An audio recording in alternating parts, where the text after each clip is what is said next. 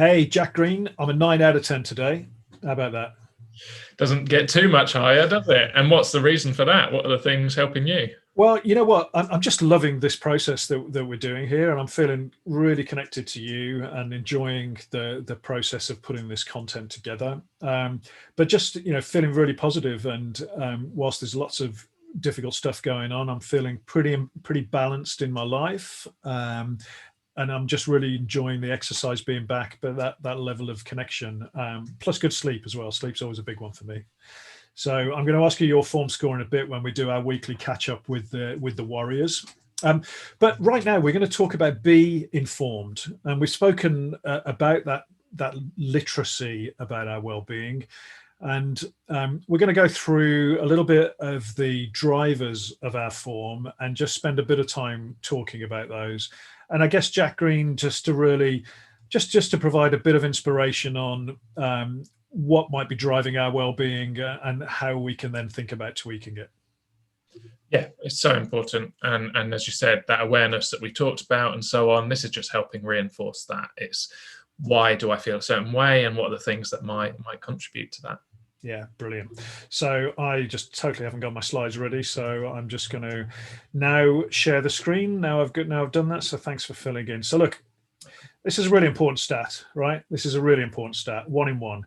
We all have mental health. We all have mental health all of the time. We all have well-being. We all have well-being all of the time. So that is the one stat that we need to keep in mind, because if we accept that, then we accept that we can influence it.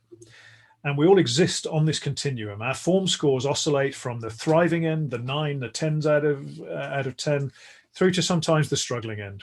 And it's okay to struggle, and the acceptance of struggling is really important. But if we can think that we move up and down this continuum, then that's quite powerful, isn't it, Jack? Because then we have the power to influence it. Exactly. And it's the fact that in the morning you might wake up and you're down nearer those reds, blacks, whatever it might be, but that doesn't mean that's where you stay. You can adapt. Things can change, good things can happen, connection, whatever it might be, might happen in a day, and it'll move you up that scale. You are not stuck anywhere. Which is so important for our mental health to understand, and the rest of our well-being, same with your physical, financial, and your social, they all fluctuate. They're fluid. And overall, it's getting that consistency to be a little higher than it was. Yeah. The impermanence of our feelings, it's really interesting, because we often can think, if we're feeling something that we don't like or we'd rather not be feeling, that is the permanent state of affairs. And I know anybody that's come to terms with depression will have gone through that.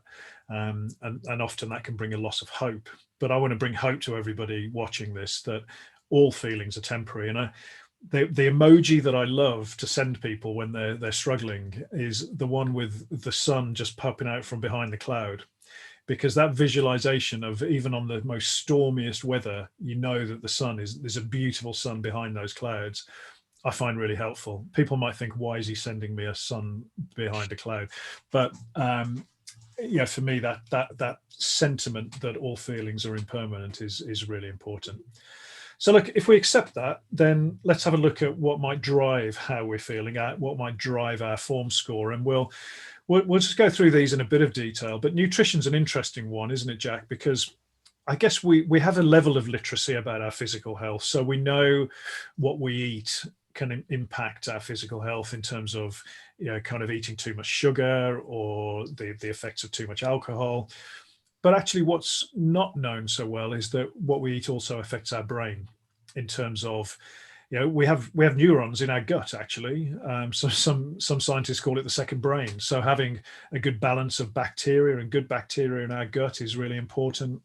The use of good fats that we would get from kind of nuts and avocados and that sort of stuff, oily fish, really good for our brain. And I guess as an athlete, Jack, you would need to have got pretty knowledgeable about nutrition. But during those times, did you make that connection between kind of your well-being as well as your physical health? Hugely so. And when we go into performance, things always go a little bit extreme. So my relationship with nutrition at one point wasn't particularly great, because I was always thinking about weight and performance, and actually how I looked at food was fuel. Yeah. Well, I never enjoyed food.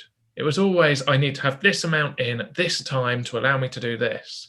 And what's lovely now I've retired is I can just enjoy things, and I eat things because I want to eat them and I enjoy them, whatever it might be. And I think the other human part of this is with nutrition is understanding that as long as I've got a solid balance, I'm allowed to enjoy myself as well. That just because I had something that might be on what would always be put on the bad list, even though nothing's really that bad, but we put on that list, that doesn't suddenly mean that we've ruined everything. It's the same way that if I had one, I'm a big whiskey lover. So when I was competing, I used to allow myself one whiskey after a race kind of thing as a switch off. But I understood that one whiskey wasn't going to decide whether I was going to be a champion or not. The same way that one good food, one apple, wasn't also going to make me a superstar. So it's understanding where that all fits and the relationship that you have with your nutrition.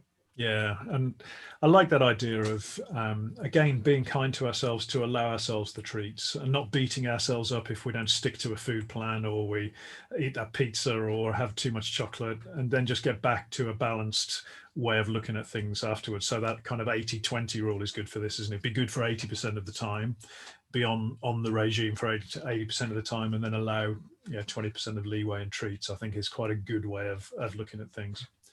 Now, what about sleep, Jack? For me, this is a real big driver of my well-being. But what about sleep? What can you tell us about that? Yeah, there was this fantastic study not too long ago, and it was around elite sports people. And obviously, I keep referring to sport because that's the world I've come from. But it's something we can learn from. And this study was a load of elite sports people, and they found out that those that slept less than 8 hours a night were 80% more likely to get injured than those that slept more. So you're almost guaranteeing an injury because you didn't stay in bed for long enough. So then when we're thinking, great, you might be thinking, Jack, stop talking about elite sports people. I'm not one. But they're human beings. They're trying to be the best they can be, same as us. So how is that going to affect all of our well-being in so many different ways? Just because I'm not sleeping enough, how do I expect myself to perform? And that doesn't mean being the best. That just means functioning how I need to function. If I haven't slept enough, then I'm not going to have the energy to do this and that. I'm going to be impatient, whatever it might be, that then has a knock-on effect on all the pillars of our well-being. Yeah, absolutely. And we'll hopefully hear from Sophie Bostock, who's known as the sleep scientist, on this later in the program. I say hopefully because I haven't invited her yet at the time of recording, Jack. But we'll get there. We'll get there on this.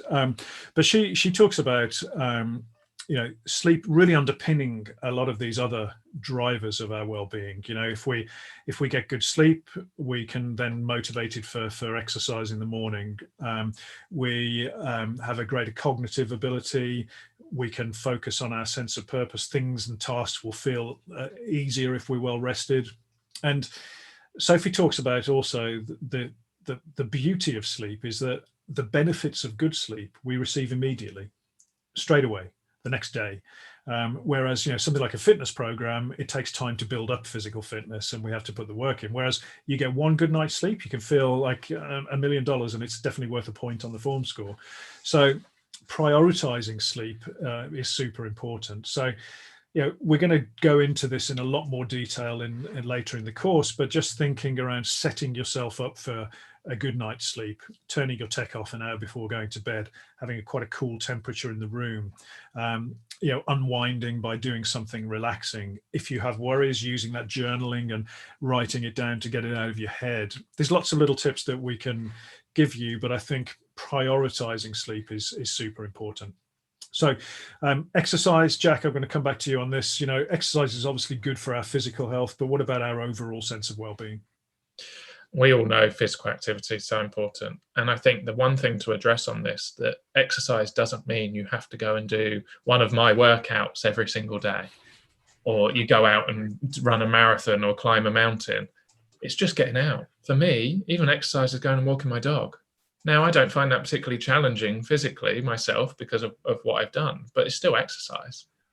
And then it also allows me to do the other things, get out with nature and so on, which is hugely important. But exercise if you feel good about yourself, it makes life a lot easier, which exercise really helps, releasing those endorphins, all those things we know about. So exercise is something we really need to prioritize. Yeah, absolutely. And sometimes exercise can put people off a little bit. I think if we term it movement, getting up, getting out, doing things that move, we do want to get our heart rate up a little bit, don't we, to get the full physiological effects of it. But I love that point. It needs to be enjoyable. And if your enjoyment is gardening or getting out for a walk in the woods, brilliant. We don't all need to be trying to do things that, no pain, no gain philosophy. We want to do things that are enjoyable and are part of our routine. So absolutely, finding those enjoyable things that you can do a few times a week, and thinking creatively during these times as well. Whether it's doing some online stuff, whether it's meeting up for a safe distance walk with someone that you're allowed to do so in the territory that, if those rules allow, is important.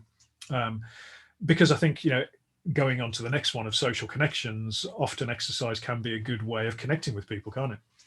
All the time. I've been since I've retired, I've been playing rugby, and it's mainly for the social element, because now I have a group of like-minded people. They enjoy similar things to me. We have something we connect on, and I get to see a group of friends multiple times a week. Obviously, that's limited now, but I can still, as you said, I can go meet a friend, take my dog out for a walk, or go for a run, or do some exercise with someone. Yeah. That's so important, as I've said previously in some of our videos, how much social connection is important to me. And the fact that, as I said, it's like-minded people. These are people who, straight away, I found a tribe of people that are similar to me. That's amazing. Yeah. Yeah. Are you any good at rugby, Jack? No, I can't catch. I can't do any of that. I can run pretty fast, and I don't mind getting hit. So that bit's quite important. But yeah, don't ask me to do anything skillful. Yeah, so your teammates basically have to give you the ball closely and then say, "Go, Jack, run." Hand it and then go. Yeah, Yeah, brilliant. That's my whole school career in sport as well. So yeah, love it. But you're right, connections super important, and we'll talk about this a lot. The connections are being eroded because of the physical need to distance. And I'm just going to put it out there, I hate the word social distancing. I actually lobbied to try and get that changed, because we need to be physically distant through the pandemic to be safe, but actually we need to work hard on being socially connected, because as humans, this is one of the most important things for our well-being. We are social animals. So finding those moments of connection, and it could be something as simple as writing a letter to a family member would enjoy receiving it. That can be a wonderful sense of positivity for all concerned. So it doesn't all need to be kind of looking at a screen on a Zoom call, whatever it might be. What has been one of your top tips for maintaining connections, Jack, during these times? For me, I've done a lot of with work. Did a lot of just check-ins with people, and having those virtual pubs or coffees, whatever it might be. I appreciate we spend so much time, as you said, looking at screens, but that's part of what we have to do a little bit at the moment. So been doing a lot of that. But it's also, I've even, got a bit creative, and it's played games, online games with people, or having a game in front of you. Or it's even to the point that read the same book, watch the same film, that you feel like, even though I'm not doing it with that person in person, like I'm still doing the same things. I still feel connected to them. There's so much. I'm sure people have got far more creative things. It'd be great to hear them, because I'd take advantage of them. But it's just trying to feel like I'm on the same page as someone else. Yeah. Yeah, I love that. There's a good friend of mine, Math Potts, who runs an amazing social enterprise called Camarados, which is all around helping people with their mental health. Or they don't really term it mental health, but it's around providing spaces to connect. He just talks about this beautifully, that if we can create that space to allow those connections to happen, we can then kind of just help each other through the tough times. But we have to allow that space and create that space. And I think we have to work a bit harder at it right now too, don't we? Oh, most definitely. It's something that we can easily let drop off, because we're stuck in our own little world, and we might think that other people are busy doing their things and whatever it is. But it's the same way that I use connection for anyone who might be struggling, is I just stay consistent with my communication. Yeah. Whether someone acknowledges it they might not be in a position to do so. They might feel too overwhelmed or struggling too much. But being consistent with that check-in, almost seeing it as check-ins. How are people doing? Opening that conversation. And as you said, opening that space for people to then come into. Yeah. Whereas if I haven't opened that space, they might not know, because they might be that same person in their head thinking, oh, I don't want to disturb anyone. Yeah. So as a friend, trying to be a good friend, good colleague, whatever it might be, I'm just opening that space. If people want to come into it, great. If they don't, they don't. Brilliant. But I open that space for them. Yeah, brilliant. I just remembered why I mentioned Matt Potts, because I waffled on and I couldn't remember why I brought him up, but now I've remembered that he's a part of what he does. He's a writer and he's writing a book. And so what he does is have a kind of open Zoom call with another writer, and they're not particularly talking to each other. They're just writing. And then they might kind of grunt at each other or have a cup of tea as a break, but it's facilitating that connection and a pursuit that's very, very individual. And I kind of love that. You know, often we're trying to schedule everything, whereas sometimes we just need unstructured connection, I think. Sounds like how we do these recordings, Rob. Just trying to have a chat and see what happens. Yeah, unstructured being the word. I mean, there's some science behind it, but we're definitely not reading off a script, and we're certainly not editing any of our errors out. Hence the one that you've just seen.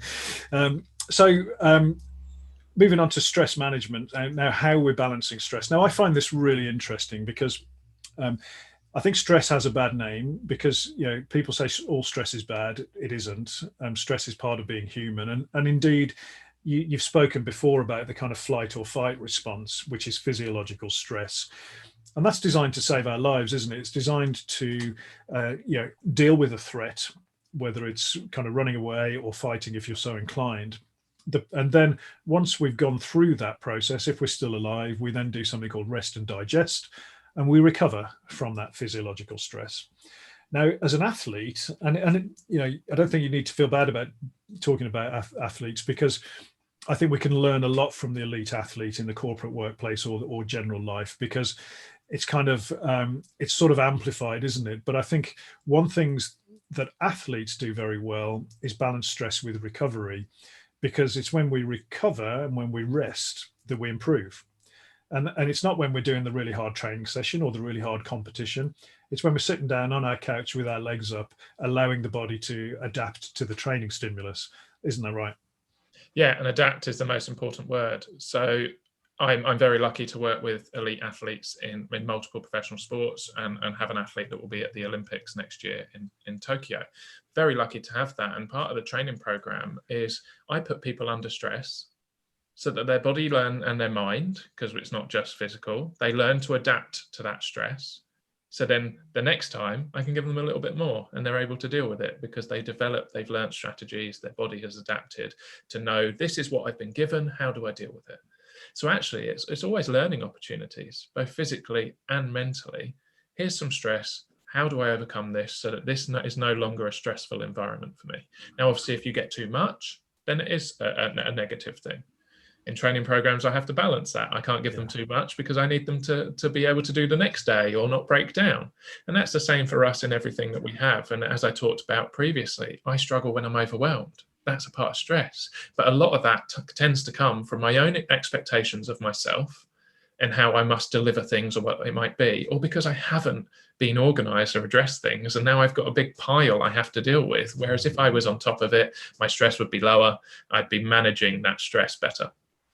Yeah, I think it's really important. And I think the corporate athlete, we push ourselves with limited break, and in the way of working through the pandemic, and this is on a global basis, we're all working longer hours, we're glued to our screens, we're not taking those breaks, and we don't have those enforced breaks to walk to a meeting room or to go and get our lunch or commute, all of these things.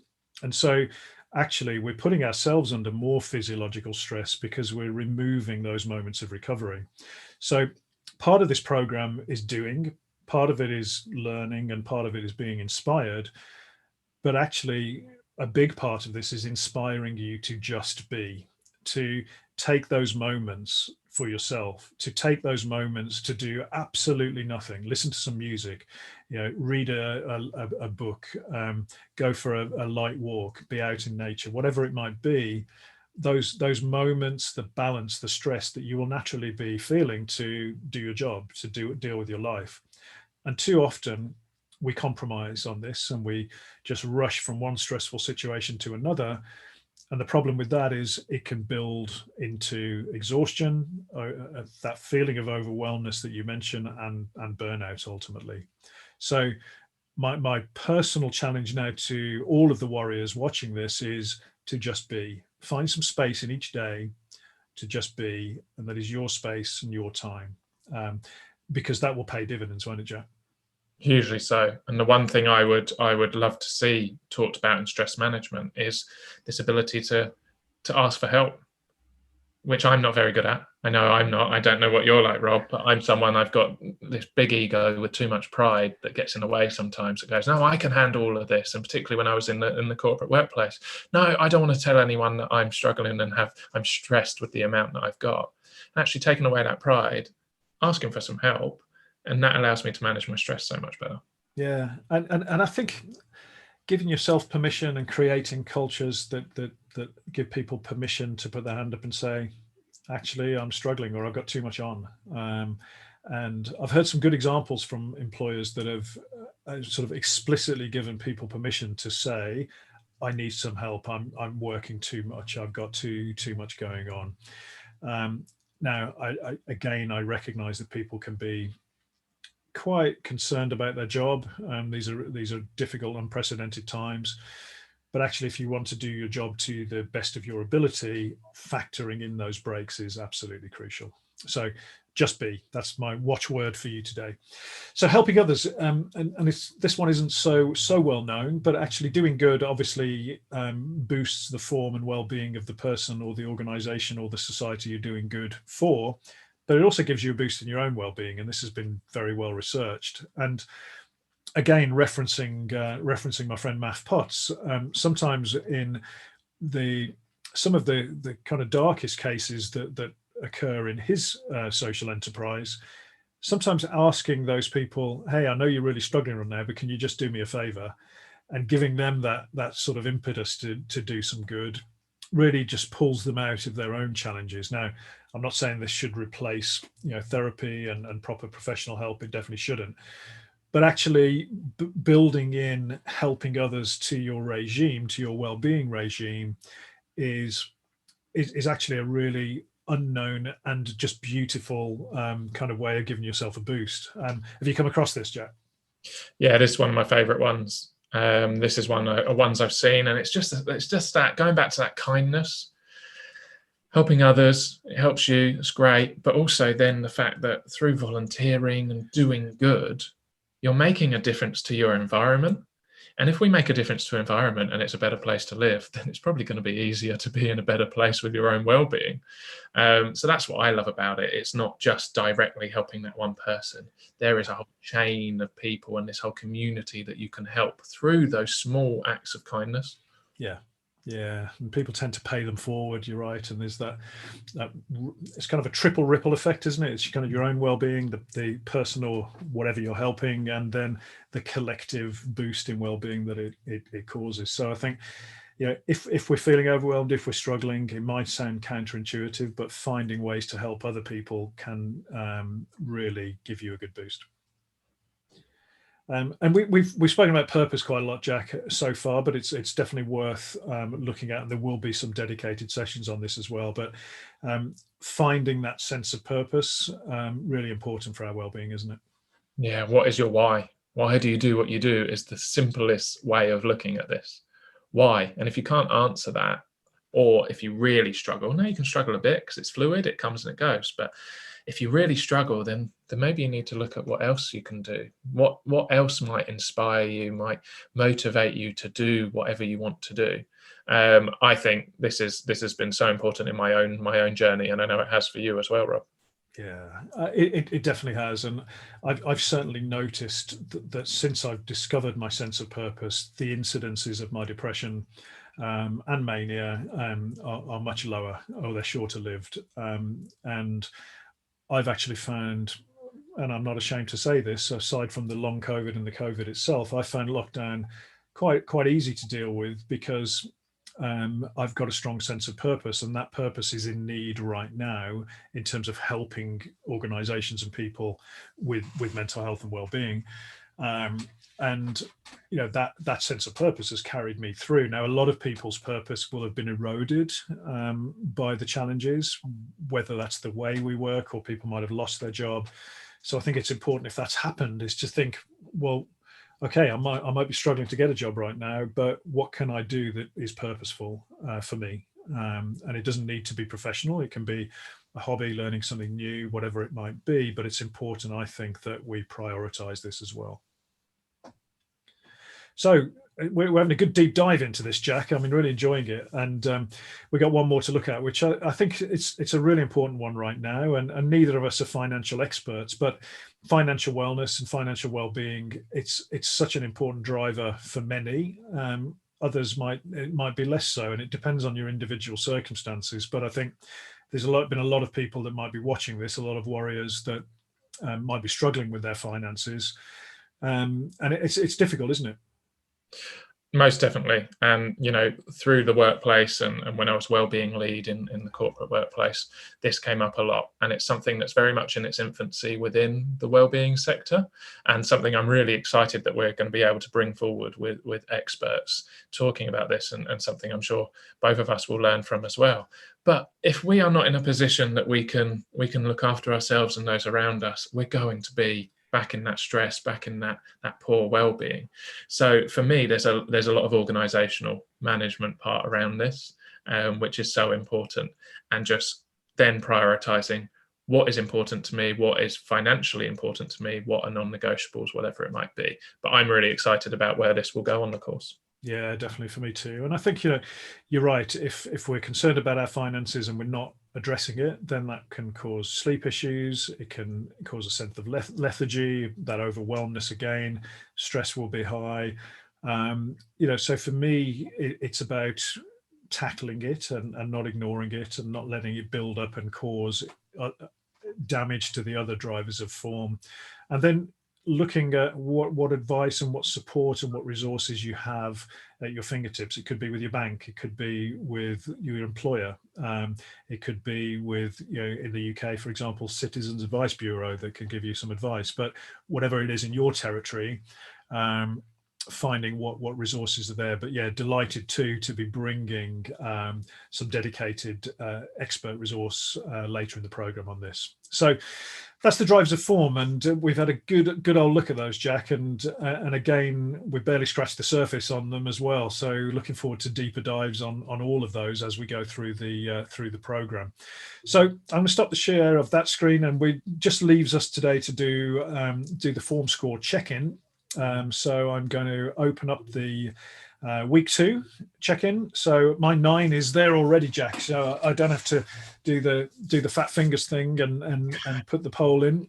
So for those that I just need a refresher, scan that QR code, which means open up your camera, include you'll see the open form poll no pop up, and good to see you solid 8 again there, Jack. We're on good form at the moment, aren't we? I know, and I'm putting it all down to this course, so I hope it has the same effect on everyone else, because it's really helping me just going through this and talking about it. Yeah, absolutely. And so just finish off. So this reminder, this is totally anonymous. You can see who's Jack's and I scores, but yours will be anonymous. We're just going to get a temperature test of how things track as more and more people do the course.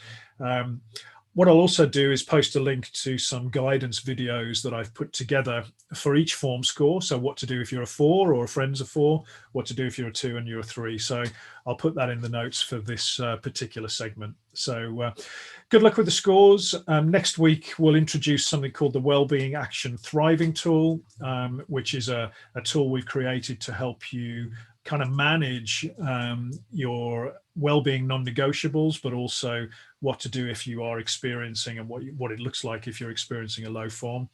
But I think that's been a really enjoyable exploration of the drivers of our well-being, Jack. So I'm hoping our warriors find that pretty interesting. I think it's helped me. and I'm meant to be delivering it. Quite happy. Well, that's good. We're helping ourselves along the way. So looking forward to the next workout, Jack, in a couple of days' time, and keeping people moving. But again, I'll repeat my call to action for everybody today is find some space in your days to just be, and take those moments of recovery for yourself. Thank you so much.